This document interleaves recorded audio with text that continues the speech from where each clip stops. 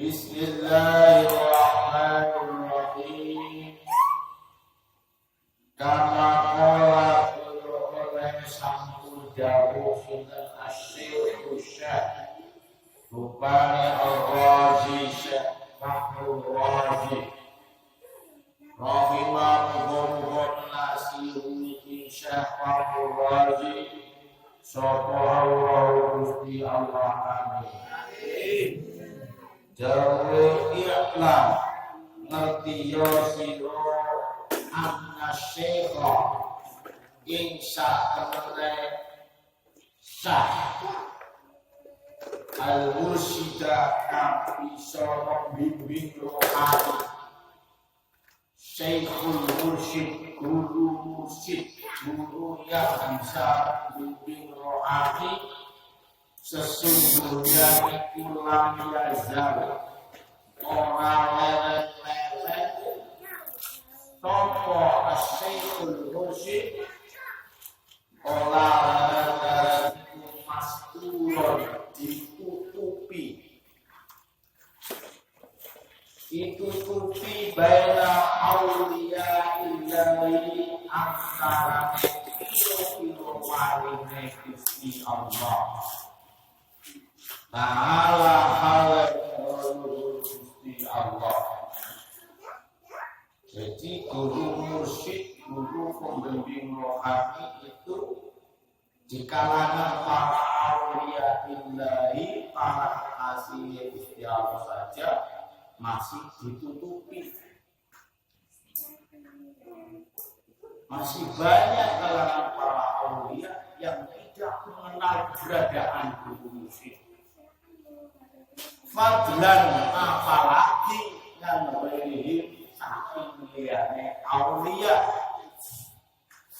para wali saja tidak semuanya dikasih tahu keberadaan wali mursyid. Apalagi selain guru saya itu mengartikannya fadlan yang berihi itu mengartikannya begini. Fadlan apalagi yang berihi dari para kiai-kiai, para ulama-ulama, para aulia saja belum tentu dikasih tahu keberadaan Syekhul Mursyid, apalagi para kiai, para ulama, para penuntut ilmu. Dan memang keberadaan guru mursyid seperti itu rahasia. Bayarnya goib minal awam nyatanya orang-orang awam. Wala ya'rifu orang hati, orang kenal ini Asy-Syekhul Mursyid sapa illa arbabul basyiri kecuali wong-wong sing duweni pandangan mata hati yang bersih. Wal qara inilah pandangan hati. Tuna ahli dzahir bukan ahli dzahir.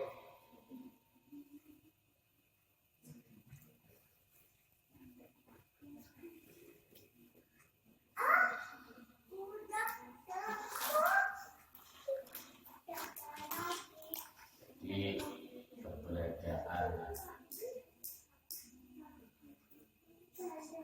Syekhul Mursyid guru yang membimbing rohani itu ada pendapat itu di Makkah, pendapatnya di Makkah. Kemudian kalau ada yang dikasih tahu oleh Allah Subhanahu wa Ta'ala guru mursyid itu ternyata di negara Afrika, di negara A, di provinsi ini, di kabupaten ini, alamatnya ini. Jadi memang yang lebih masyhur menurut jumhur guru mursyid pembimbing rohani itu di Mekah. Tapi secara rohani, secara batin, karena salah satu identitas secara rohani Guru Mursyid ini adalah lahu syirrun yasri fil alam kama yasri ruhu fil jasadi atau kama yasri ma'u fis sajadi. Guru rohani pembimbing umat manusia menuju sadar makrifat pada Allah secara rohani ini tidak dibatasi oleh tempat, tidak dibatasi oleh wilayah, meskipun secara umum pendapat jumhur itu di Makkah. Karena kedudukan Guru Mursyid adalah kedudukan yang sifatnya rohaniah, sebagaimana identitasnya guru rohani itu lahu syirrun yasriqul alam kama yasriqul fil jasad, memiliki siri-siri rahasia batin yang menerobos ke seluruh penjuru alam, sebagaimana menyerobosnya ruh di dalam jasad manusia.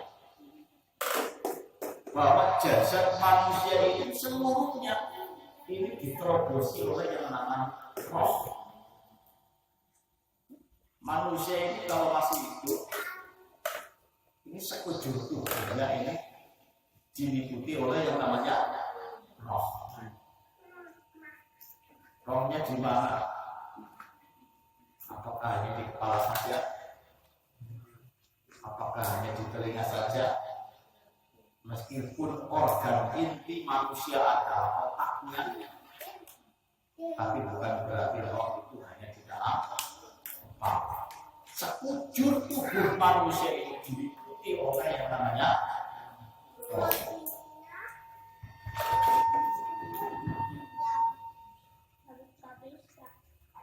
Amin ya. Identitas guru Asy-Syekhul Mursyid tidak dibatasi oleh tempat, tidak dibatasi oleh wilayah. Karena kedudukannya adalah secara ruhaniyah. Meskipun jumhur berpendapat secara fisik itu di Makkah. Karena bisa terjadi Guru Mursyid, Syekhul Mursyid adalah tukang kayu, penjual makanan. Bisa terjadi Syekhul Mursyid adalah tukang tambal dagang. Sebagaimana Imam Abu Hamid Al-Ghazali itu berguru dengan Guru Mursyid, ternyata tukang tambal dagang, tukang tambal ketek. Guru pembimbing rohaninya adalah tukang dandani kompor. Apa ya? Ya memang karena masturun baina auliya illahi, tertutup, ditutupi oleh Allah Subhanahu wa taala.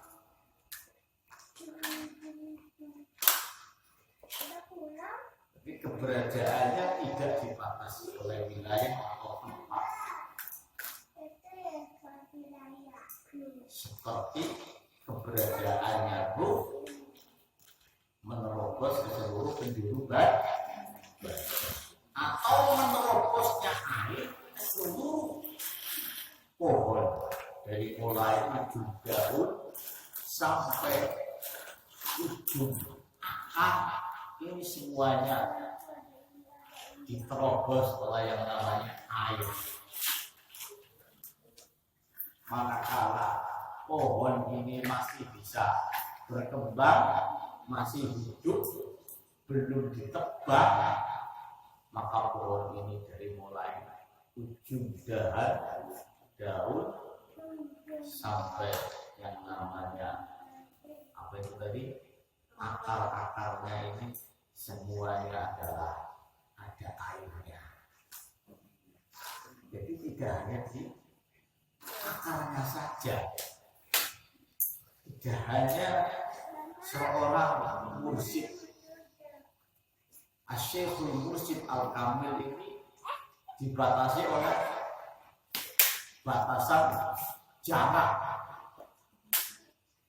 Tidak ada pendapat bagaimana yang ditulis oleh pengarang kitab Iqodul Himam syaratnya Al-Hikam. Lau anna arifan yang diubi hakikati fi maghrib syamsi wa rajulun muhibbun fi masyriqiha lakana lau nasibun ala qadri mahabbati wa tahdhibi nafsihi. Seandainya ada seorang guru yang sadar makrifat kepada Allah, guru kategori mursyid pembimbing rohani, menyatakan sebuah bimbingan itu diajarkan di daerah wilayah barat di Maghrib Syamsi, di bagian barat terbenamnya matahari. Ada seorang laki-laki yang mencintai kepada guru itu. Cintanya adalah cinta imaniah, mahabbah imaniah yang dilandasi dengan kejernihan hati, ketulusan jiwa. Maka laki-laki itu meskipun letaknya di sebelah timur yang paling ujung tempat terbitnya matahari, maka tentu secara otomatis laki-laki sebagai murid yang mencintai gurunya yang jaraknya antara terbenamnya matahari dan terbitnya matahari yang begitu jauh tetap akan mendapatkan karunia nubulan bimbingan secara rohani dari guru mursyid yang sudah sadar makrifat kepada Allah. Sehingga batas wilayah jarak ini tidak menjadi penghalang bagi orang yang mencintai dan mengikuti bimbingan Asy-Syekhul Mursyid. Sama halnya dengan keberadaan beliau Rasulullah SAW membimbing umatnya. Meskipun kita dengan dekadenya beliau Rasulullah SAW masih sudah sekitar 1440 tahun yang lalu. Tapi karena di hati sanubari kita umat manusia ini mencintai Rasulullah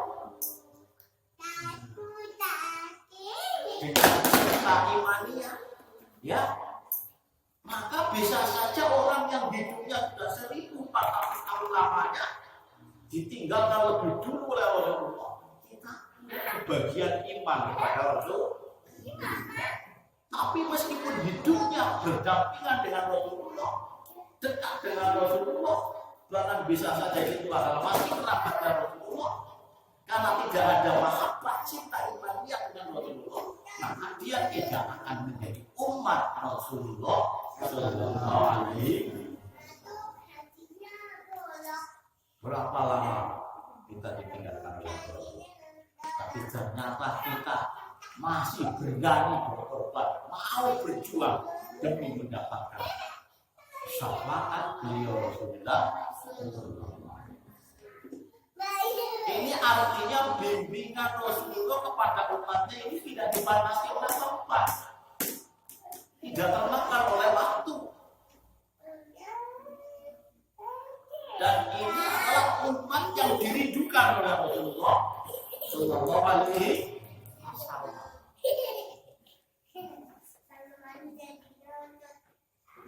Jadi beliau Rasul itu pernah menyatakan kekagumannya kepada para sahabat-sahabat yang ada di sekitarnya. Saya kagum kepada teman-teman saya, saudara-saudara saya. Iman imannya itu sangat mengagumkan sekali, imannya itu. Siapa ya Rasulullah yang paling mengagumkan imannya ya Rasulullah? Ada yang para sahabat. Oh, para sahabat bukan.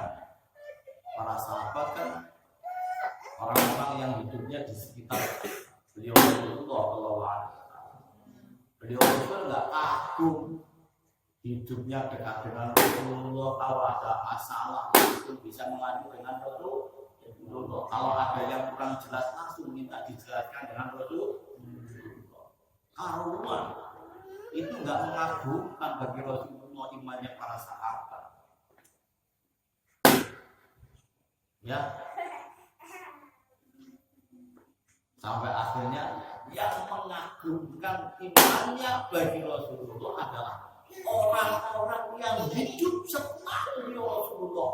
Jaraknya begitu lama orang menaikkan Nabi, tapi iman kepada Nabi kita Nabi Muhammad sampai dalam hadisnya wasauqo wasauqo ila ikhwaniyal ladzina ya'tuna min ba'di. Rindu sekali kepada saudara-saudaraku yang telah akan datang di akhir zaman.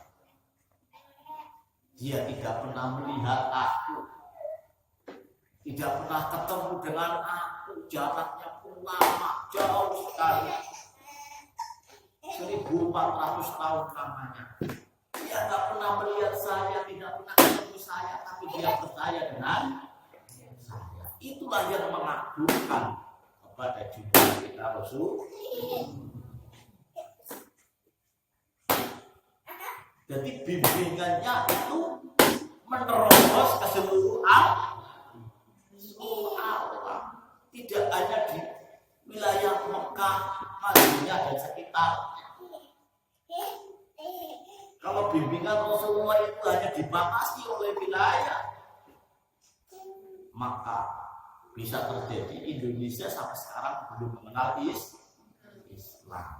Tapi ternyata Allah begitu maha belas kasihannya, maha kasih sayangnya kepada umat manusia. Meskipun jaraknya jauh antara Mekah dengan Indonesia, bahkan zamannya sudah begitu lama, 1440 tahun.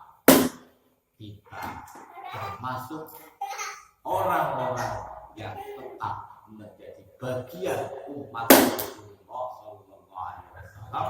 Amin amin ya rabbal alamin.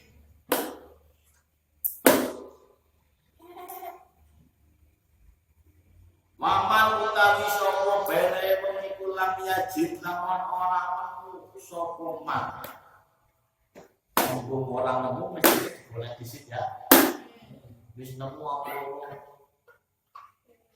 burung boleh ngomong ngomong. Angger sebutan nemu berarti boleh disit ya. Nemu beda kalau lukoto semua, tapi ini adalah berupaya dulu, baru kalau sudah maksimal tidak menemukan baru berkata tidak benar. Waman utawi sapa bene iku lam yajid lamun ora anu manhu asy-syaikhul mursyid. Siapa saja yang tidak menemukan guru pembimbing rohani, kita lebih dalam usaha memang valuasi mongko becik memperbanyak sokongan as-sholata ing bersolawat ala nabi ing atase kanjeng Nabi Muhammad sallallahu alaihi wasallam. Nek nama sholawat lewat ing dalam bumi maka Allah itu memperbanyak bersolawat siang dan malam kepada junjungan beliau Rasulullah Sallallahu Alaihi Wasallam. Ketika sudah berusaha mencari kesana mari belum menemukan asyaikhul mursyid, guru pembimbing rohani.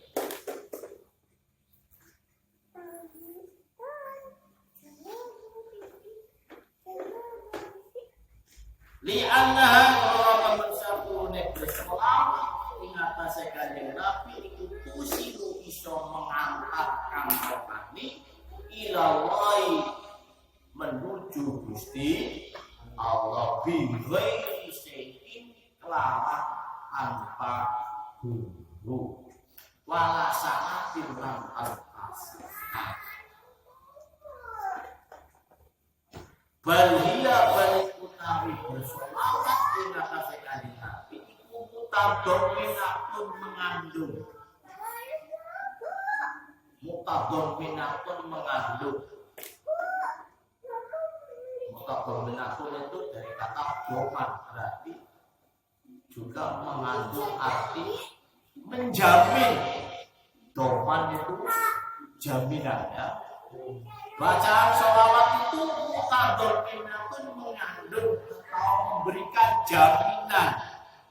jaminan lidzikrillah nang nilai zikir kepada Allah. Jadi membaca bersolawat ini mengandung nilai zikir, bahkan ada jaminan bahwa bersolawat ini sudah zikir kepada Allah Subhanahu wa maqbulatun lan diterima total secara pasti. Bacaan sholawat ini di samping ada jaminan nilai zikir kepada Allah, juga ada jaminan diterima secara pasti. Kama kaya dene keterangan dukira sing wis disebut Al-Fatihah.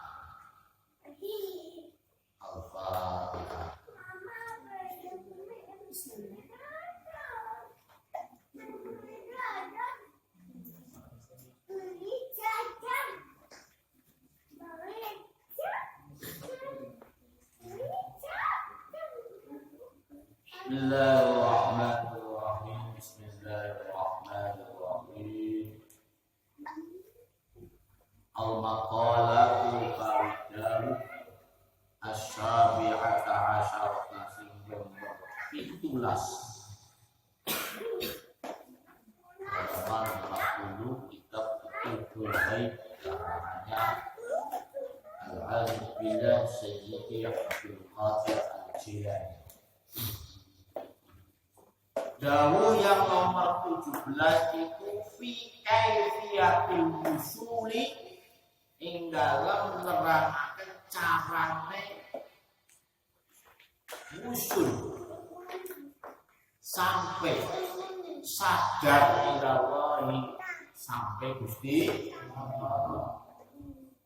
Sadar atau wusul kepada Allah biwasitatil musiti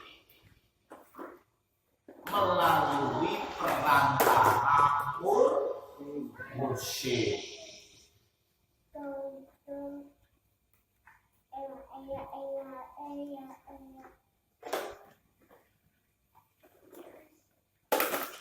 Qala dawuh sinten Syekh Abdul Qadir Jailani radhiyallahu ta'ala anhu. Radhiyallahu ridhani sapa Allah Gusti Allah Gusti Allah malu kami Syekh Abdul Qadir Jailani. Sallallahu radhiyallahu anhu. Ida wasulta nalikane wis usur sapa sira. Sadar sapa sira. Sampai sapa sira ilallahi ta'ala Gusti Allah.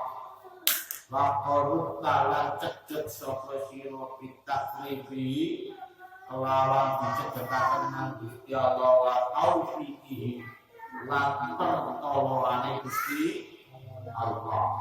Jadi Allah iso sadar kepada Allah ini karena siapa? Karena pertolongan Allah, bukan karena wiridanya, bukan karena usahanya, bukan karena mujahadahnya, tapi karena pertolongan Allah. Bukan karena amalnya,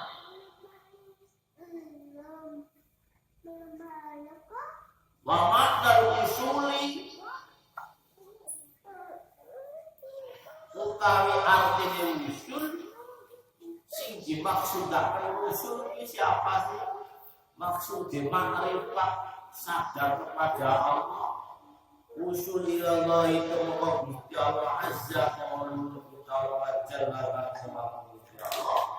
Iku furu juga lepas siro menulis siro ngalil fauki dari tergantung makhluk yang disebut orang yang sudah usul, orang yang sudah makrifat kepada Allah, orang yang sudah sadar kepada Allah adalah orang yang sudah bebas dari pengaruhnya nafsu, pengaruhnya makhluk, tidak bergantung kepada makhluk.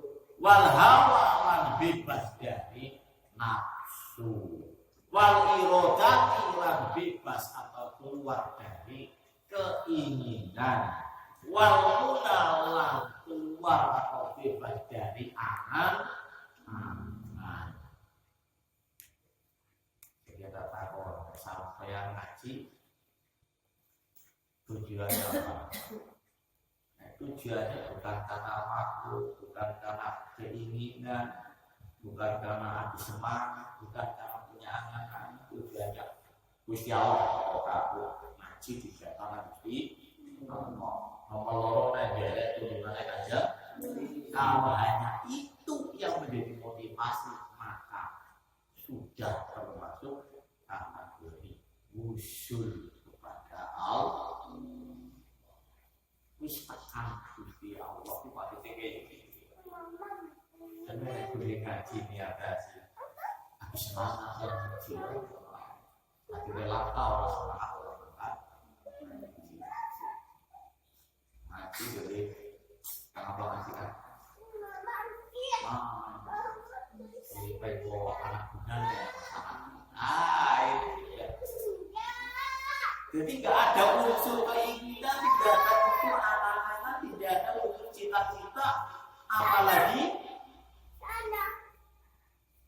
semangat. Unsurnya hanya satu di dalam melaksanakan tugas ini, hanya ini perintah Allah, tidak tergantung pada siapapun. Anak batin, orang batin, tetap berat. Jauh. Ngantuk orang ngantuk tetap tidak. Karena ngantuk itu juga ciptaan Gusti Allah.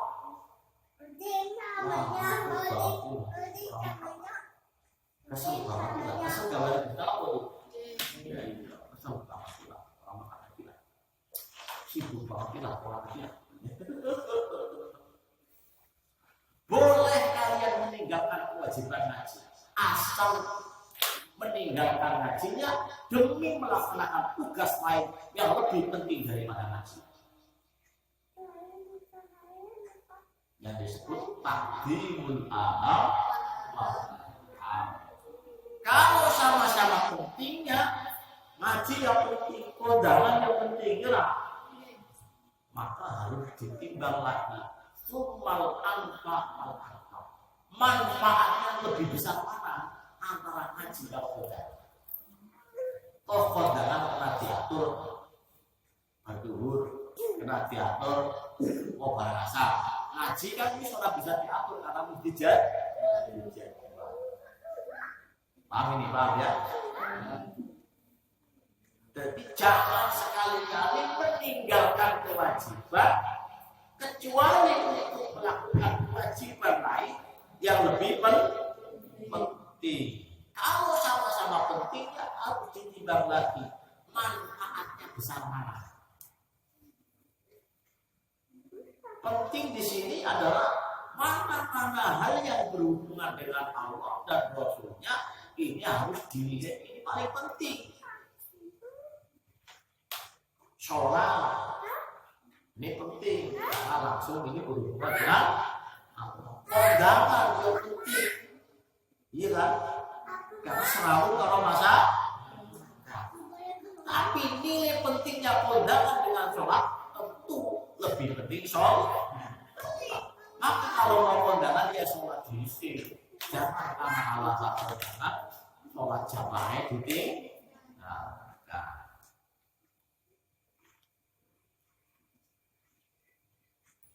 sampai itu dulu.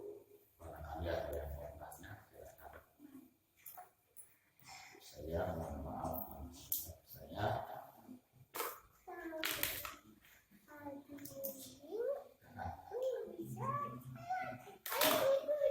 masih ada perubahannya ini ya. Masya Allah. Ya ada doa. Yang disebut usul malaikat kepada Allah satu, melakukan hal tidak dipengaruhi oleh makhluk, tidak dipengaruhi oleh nafsu, tidak dipengaruhi oleh keinginan, dan tidak dipengaruhi oleh cita. Kita memahami wasubutulan mantep ngafili sartane penggamelane Gusti Allah. Kudu mantep bahwa panjenengan itu didamel nang Gusti Allah, digerakkan nang Gusti Allah, diobatan nang Gusti Allah. Berarti apa? Billah maulillah siki billah. Wa min ghairi ayyakuna lan saking ora yen to ana mingka saking sira apa harokatun gerak fika ing dalam sira. Anda harus mantap bahwa kamu ini tidak bisa bergerak. Tidak bisa bergerak, tidak bisa berdiam, tidak bisa mendengar, tidak bisa membaca, tidak bisa menulis, tidak bisa mendengarkan, tidak bisa melihat, tidak bisa berdiam, ya. Walau fi khalqi lan ora ing dalem makhluk Gusti Allah bika ing sira bal bi hukmi balik melalui ketentuane Gusti Allah wa amrihi lan perintahe Gusti Allah wa fi'li lan pendamane Gusti Allah. Dadi kabeh wis ditakdir lan wis dikerjakan langsung nang Gusti Allah. Ringkasnya adalah sadar billah. Jadi ada bismillah kalau bila tenang, ya disitulah yang disebut wusul, sadar maklumat kepada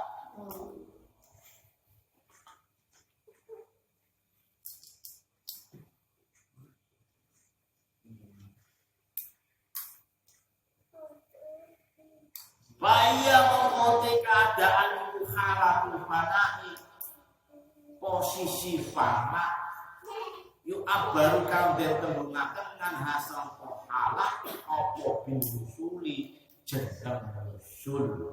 Jadi yang diarani usul tekan Gusti Allah ki maksudnya memeterangkan lillah dan lillah ini apa baik asal tidak bertentangan dengan hukum agama, tidak merugikan, yang berhubungan dengan Allah, dengan Rasulullah, yang berhubungan dengan masyarakat, dengan dirinya sendiri, semuanya sebisa mungkin di dalam hati saya melakukannya hanya melaksanakan perintah Allah, hanya sebagai pengabdian kepadanya, tidak yang lain. Itu disebut lillah. Bila ini kesadaran tentang haji, mantep hati, yakin hati bahwa gerak-gerik makhluk yang ada di jagat raya ini termasuk obah mengenai kulo panjenengan iso murni, iso krungu, iso merenung, iso merasa, iso menang. Itu semuanya adalah la haula wala quwwata illa billah. Kalau kedua-duanya ini dijiwai di dalam hati, maka itu yang disebut wusul atau makrifat atau sadar kepada Allah Subhanahu wa ta'ala. Mudah-mudahan kita termasuk orang-orang yang diberi pertolongan dan hidayah yang sebanyak-banyaknya oleh Allah Subhanahu wa ta'ala doa untuk sampai pada tingkatan usul makrifat kepada Allah. Amin amin ya rabbal alamin. Bijai habibina wa syafiina wa qurrati a'yunina Muhammadin sallallahu alaihi wasallam wa bi barakati hujjati zaman wa alihi wa sayyidi awliyatillahi wa radiyallahu ta'ala. Al-Fatihah.